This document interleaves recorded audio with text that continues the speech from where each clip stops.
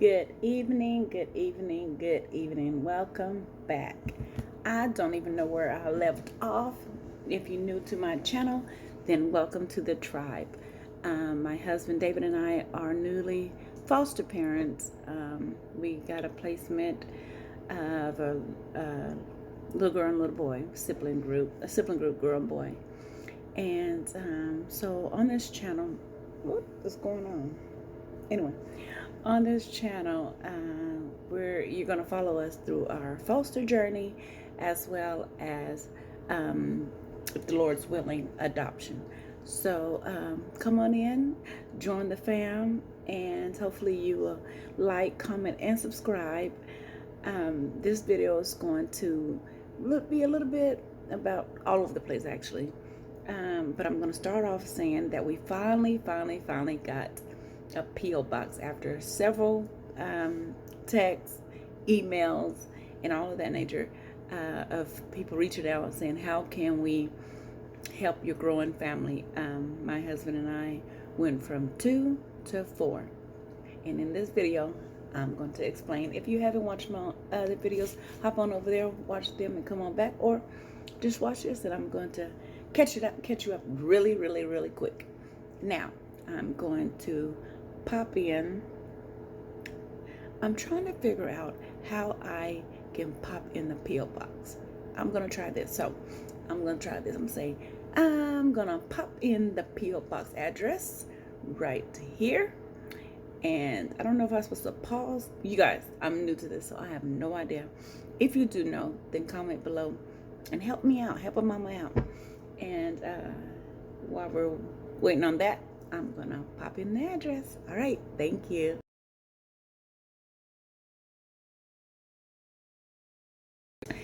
Okay. All right. Welcome back. So basically, I just paused the video because I don't know what else to do. And so hopefully I'm going to put in the first video and then pop in the address, and then here we are again. So like I said before, we finally got a P.O Box after several people have asked how they can help our growing family. And I said that I was going to explain how my husband and I went from 2 to 4 within 8 or 9 months or so. So all of our biological kids are grown, the youngest being 23, I believe. And anyways, my son have 2 boys. Out of all of our kids, we have, my husband and I, children, we have 7 grandsons. I know, don't look it. Anyways, so my son has 2 boys. And he and his baby mom separately have hit a rough patch. I'm not going to tell their story because that is their story to tell and not mine. But I will say that they hit a rough patch like many of us do in life. And so we have taken on the boys. And that is definitely going to be not something that, I'm not going to tell the full story, but that is also a journey that you can follow us down. I will mention them here and there and what's going on with them and things like that. Also on this channel, I will be showing their face because they are my biological grandkids, so I have the right to show their faces unless their parents say otherwise. But right now, I'm going to be showing their face here and there. And we will call the big one, you probably heard me say their name, so it's not a secret, but the bigger one we call Baby Jace, and then the younger one we call Bubba or Homeboy. So you hear me say nicknames all the time. It's always changing, so don't worry. But anyway, so that's 2 boys. The younger one is 1 and the older one is 2.5. And it's so funny, I always say 2.5 because he's like, what is 2.5? So I always say 2.5. So anyways, where was I going with that? So we have them too. Let me back up a little bit. Before we got them, we were in the process of becoming foster parents. And so we always agreed that we would do 3, no more than 4. I think 4 is plenty for us. So anyway, so we always said in our head, no more than 4, right? Well, a few months before we finished all our classes, we got the boys. And so I was like, oh, okay, well, God has some other plans. And so shortly after that, there's a little space in between, but not much, we got the sibling group. Now, with my foster loves, and I hate calling them foster kids, but that's who they are. That's not who they are. That's just the situation that they're in. So you may hear me call the girl sister girl, and you may hear me call the little boy home slice. But I am not going to mention their name, nor will I be telling their story or showing you videos of them. They're not allowed to be on social media. So anyways, the backlight, there we go. So how that happened, I know if you go look at the videos, then you'll be able to know exactly how that happened. But for the ones who don't know, I will catch you up. And I don't know why my light is not working, but okay. Anyways, so not quite when we haven't had our license when we got placed with the kids. However, we've done the background in all the classes. We're simply just waiting on them to finish talking to our kids. But we had the interview portion, which the interview portion is after you do all your classes, at least with our private agency that we chose to do. You do this interview where they interview myself, my husband, and us together. So they do it separately and together. So 3 interviews together, unless you have kids living in the house, and they will interview them at that point. But all of our kids are grown, so they had to call them, or call them and reach out to them individually. Excuse me. So, anyways, a situation popped up. I do not know the loves that were placed in our homes parents. However, I do know the little girl, and I'm not, for her protection, I will not go in details on how I know her, but I was fortunate enough to reach out and say, please place them in my home. It's bad enough when kids are being removed from their home, but then placed with strangers is, I think, even more traumatic. However, if you can keep their life at the same we can keep their life as simple as possible and the same, then it's I think it's a little better. It just eliminate more situations that they have to go through, changing schools, changing homes, living with strangers, whatever. I will say that one of my foster loves, well, she is deaf, and I do sign, and so there was another good thing about that was that she was going to be placed that have her language, and so yeah. Like I said, I'm not gonna tell her story or her brother's story. That's their story to tell whenever they feel, if they choose to do so. However, we were asked when you are placed. I'm not sure if they do this all the time, or do the case manager know something that we do not. The question came up with, I think this is something that they ask anybody. The question arose that if the parents cannot, excuse me, I'm drinking hot chocolate. I know it's like 65 degrees here in Texas, but I love hot chocolate. Anyways, they asked twice if the parents are unable to get the children back, will we be willing to adopt the both of them?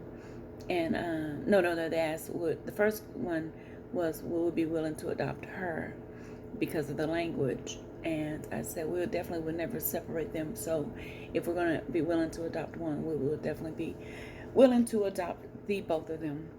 The second time around was probably like 2 weeks later, different person. And she asked the same question, but she put it, we'll be willing to adopt the both of them. And she went on to say things that they're entitled to daycare, free college and things of that nature. If you want me to do a video on that, it won't be on them individually. It won't be on them, but it'll just be, I think, a roundabout of what we were told if you adopt through the foster care system, what the kids are entitled. Let me see what else I have to tell you guys. It's been so much. We're doing pretty good, actually. I have the kids on a strict schedule, and let me explain. So, the strict schedule is, my husband and I both work during the week. One of the kids have to go to daycare. 2 have to go to my mom's. She babysits them, my grandkids. And 1 I take to school. And so we have to get up pretty early. Matter of fact, we have to get up at 5 a.m. to get everyone out the door on time. And the first drop-off is at 6:30. So we have to have the kids in bed at a certain time. And so basically what we do, we come home, they have free time, we eat dinner about 6, they have a little free time, and then they have to do math or reading, depending on what the day is. They do 30 minutes of tablet reading or math. They're in the tub at 6. The 2 older ones are in the tub. The older grandchild and the older foster love. 2 separately, 1 upstairs, 1 downstairs. They're in the tub by 6, and they're out by 6:15, 6:20, and they get another 15 minutes of tablet time, and they trade. So if she has done math and he's doing reading on the tablet, they will flip, and he would do reading and she would do math on the tablet. And then we eat dinner at 6:45, no later. Dinner's on the table no later than 6:45. 6:30 is my dream, but life happens. And they are all in the bed by 7:30. Now, after dinner, my husband usually bathes the 2 little ones while I am preparing the older ones for bed. And what that looks like, we're brushing teeth, washing our face, reading our bedtime stories, which we all read it together. Or I'm reading to both of them, and I do it in sign language, and I voice at the same time. So let me try to find something to read so that I can. Oh, this is on my desk, so this is what I'm going to be reading. He used to be the pastor at my church, and I'm going to read. It's just the first sentence. 2 Timothy 4:7-8. Reverend Darnell Parker. I'm reading his homegoing celebration.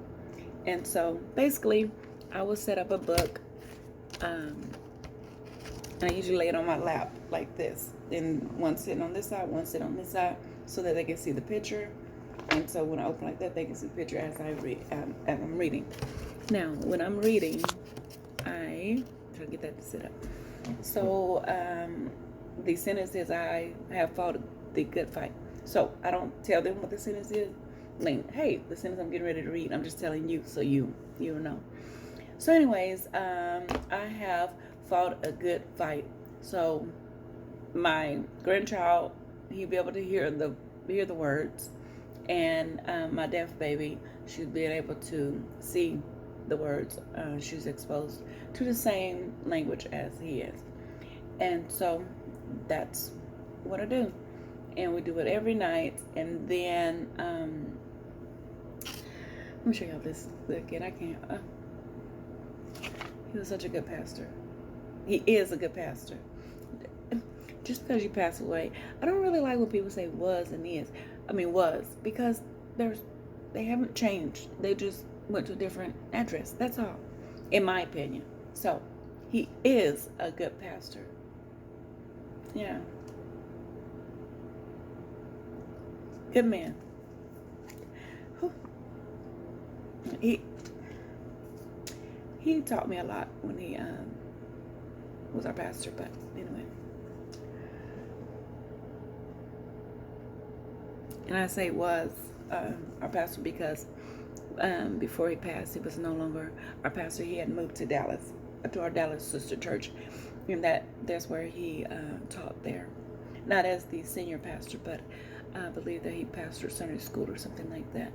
But anyway, we love his family so very much. And so if you guys are seeing this video, I love you guys. I hope your hearts are doing well. For those of you who don't know, he just passed away December 21st. No, that was his service. He just passed in 19 in December. And so grieving never stops. And so we always have to reach out to people who have lost their loved ones, and always check on their hearts and make sure they're doing okay, and let them know that they're loved and their loved ones will never be forgotten. And Reverend Parker is no different. He will never be forgotten. So anyways, I keep him as on my desk. So anyways, so that's what I do. I get a book and I sign it and I read it. I'm trying to figure out a way that I can get captions on this video, and I need to just start signing too. I mean, yeah, I just need to start doing that. Trying to think what else. Is it all that I have to say? Oh, and so after we read, they brush their teeth and wash their face. We say our prayers. Well, I take homegirl, sister girl, aka Miss A. I take Miss A to her room. My grandchild sits outside her door because they're not allowed in each other's rooms. I'm sorry if I keep looking up. Someone is emailing me as we speak about a video they want me to do.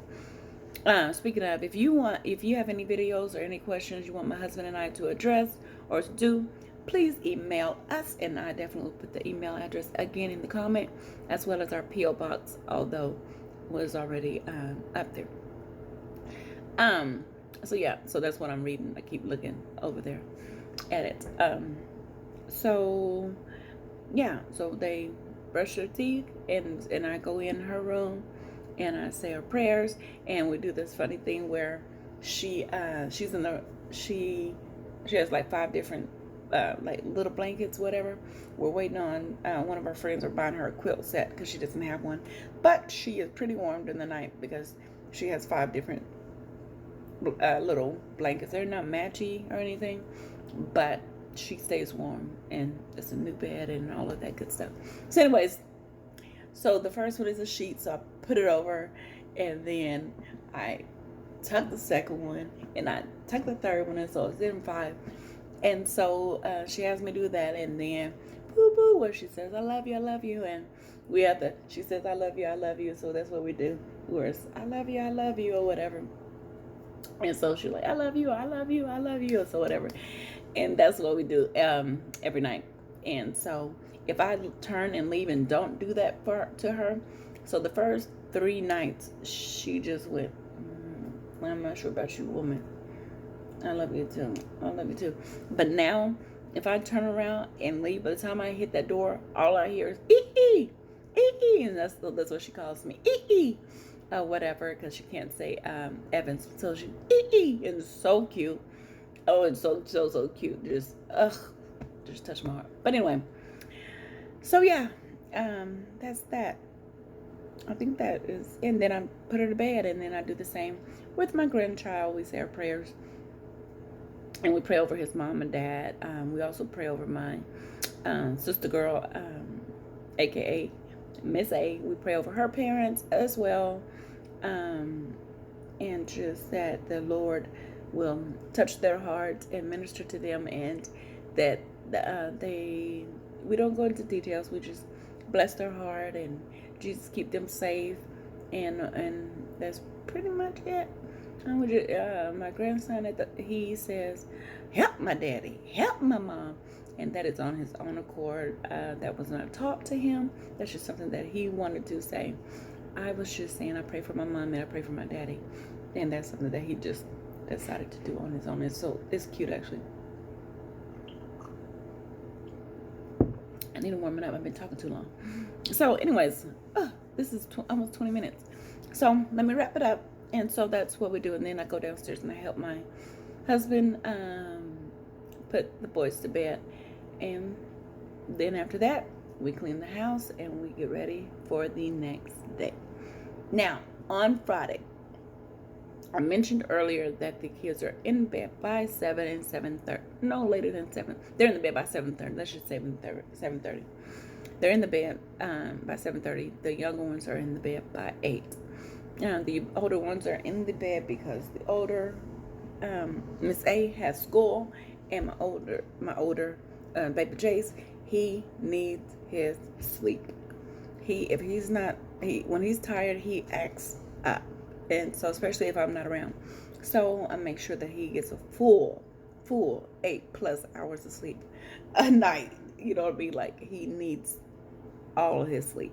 So that's why they go to bed so early. However, on Friday nights, they are allowed to stay up until 8:30, and what that looks like is the same schedule. Tub is still the same. Bath is still the same. After reading, instead of going to bed, they're allowed to pop in a movie, and they take turns every Friday picking out a movie. So this past Friday, Miss A picked out a movie. So this coming Friday will be Baby Jason's turn. In addition, um, the schedule works for us all, not only the kids, but that gives my husband and I both some downtime before we have to get ready for bed ourselves.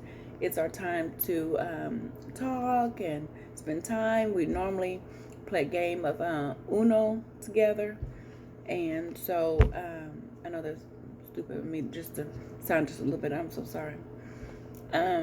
Yeah. So at 9 p.m. at night, I make sure that I set aside at least 30 minutes to pray, and I know I've showed you guys my prayer closet 1,000 times. This is where I unwind and get my peace. And please excuse the little blanket in here, big blanket, because it's cold when I come in here at 9, because we usually drop the AC low for the kids. But this is my prayer closet, and these are prayers of people that, if you give me your prayer list, I'll explain this in a few. Prayer list, then I will put it in my prayer closet, and I promise you, I will pray for you. I need to wipe off this lens, guys. You forgive me. Hold on. Okay. So I will pray for you. I go by name, and I just say, God, remember, blah, blah, blah, blah, blah. And so, yeah. I'm not going to do a full story on this right now, but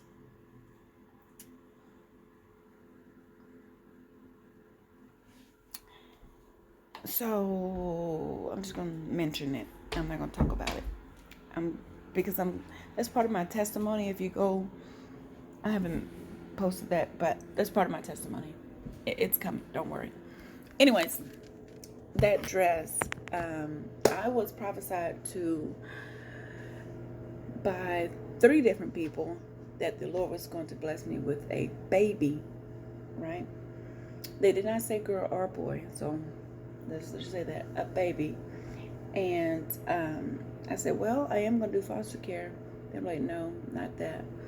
The Lord's going to bless you with a baby. So I have not given up hope on that. Do I want to birth a newborn baby? Do I want to birth a baby? No, I do not. However, if God sees fit, then so be it. But I took those prophecies, and I took them to God. And so I said, God, if you bless me with a little baby, I would like it to be a little girl, because I already have a son. So I got that little dress from a friend, and it's just been sitting in my closet for about 4 months or so. So, yep. I will say that I thought I put that dress in before this situation happened. So the dress went in, and then I got called to adopt a little girl.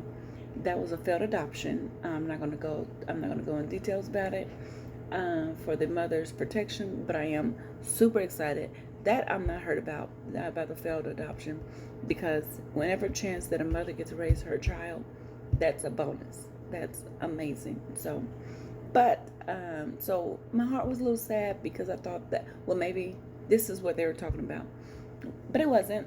But like I said, my faith is still standing strong. I don't know how God's gonna do it or what He's gonna do, but it is what it is. And so that's why the dress is in my prayer closet, my war room. And so I told you guys this video is gonna be all over the place. So I talked about that. Talked about our update. Oh, so this is something silly. My husband's trying to tell me that I need a minivan. I don't need a minivan at all. Nope. I love my car that I have, my SUV that I have now. So, you guys put in the comments, David, Team Shanta. Can y'all put Team Shanta, please, down below? Not David. And while he's downstairs, email me, because he doesn't check our email all the time. I know he's going to see this video. He doesn't know the password to our email, right? You guys send me quickly, because I had to do it before he sees this video. But I'm hoping that he don't see it before I do be able to do it. Give me some ideas of pranks to do on him. I will not do a pregnancy prank. I will not do a cheating prank. I will not do a prank to put either of our lives or our marriage in danger. But so hit me up on my emails below. What kind of pranks can I do on him? Because he's always messing with me. Give me an idea, okay? Bye. Thank you. Make sure you like, comment, and subscribe. Hurry. I need y'all to like it. I need you to comment. I need you to subscribe. Let's get it up to 100 by Friday. If I can get up to 100, I will do 2 pranks on him. Let's get it up to 100. Share with your friends. Go. Tell them, come on over. 100, like 100. If I can get up to 100. Come on. All right. Oh, also, if I can get to 100, at the end, let's see, the kids have something to do. I'll do something really special for the kids. If we can get up to 100, I'll get up to something special in our video. Although I have to blur out the 2 faces, I will do something really special for the kids. Either let them put whipped cream all over my husband or myself. You guys pick, or something silly like that. Okay, bye. Love y'all.